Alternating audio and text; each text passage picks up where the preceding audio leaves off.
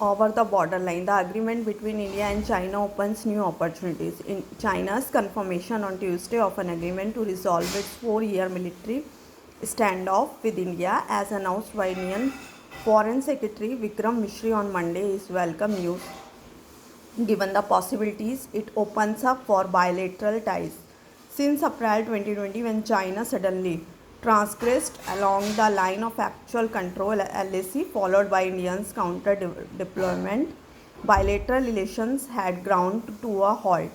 Anger in India over the June 2020 Galwan clashes, in which 20 Indian soldiers were killed, justifiably brimmed over, and despite steps to avoid further violence and disengagement at 5 friction points, mistrust over whether the PLA would revert to positions prior to 2020.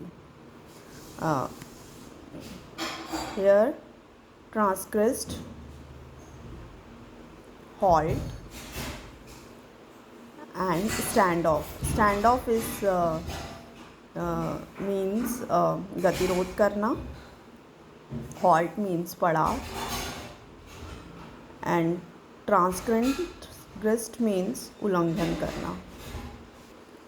Or status quo and remains External Affairs Minister S. Jaishankar's statement that China has agreed to restore troops to pre-2020 levels and positions must be verified, but it is needed a positive move if true. The announcement of the agreement on patrolling agreements came just ahead of the BRICS summit in Russia, which Prime Minister Narendra Modi and Chinese President Xi Jinping are attending, setting the stage for a possible formal interaction for the first time since 2020. Prior to this, the leaders had close engagement in 18 one-on-one meetings from 2014 to 19, including 2 intense retreats in Wuhan and Mamallapuram. Since 2020, they had held informal chats on summit sidelines, so trade ties remained at record highs.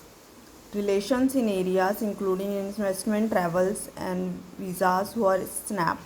It remains to be seen whether these will recover. The government must ensure that the next steps Mr.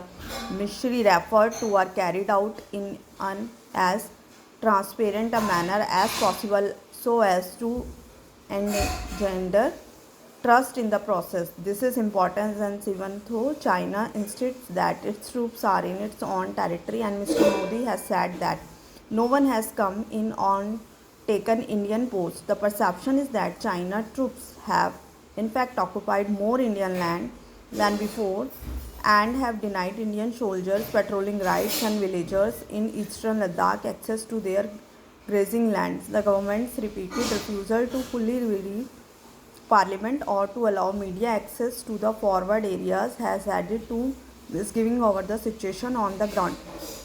It is necessary to demonstrate that the Chinese troops have indeed vacated the forward areas. Premature exclamations of success or the chest thumping witnessed after the 2017's disengagement are best avoided as China doubled down on its presence on the plateau, subsequently proceeding with cautious while learning from the past lessons in the best way forward. The two sides will need to discuss whether the old framework of the 1993 border peace and tranquility agreement and the 2013 border defense cooperation agreement still hold, or whether a new modus vivendi is needed to manage their differences over the border from this point on.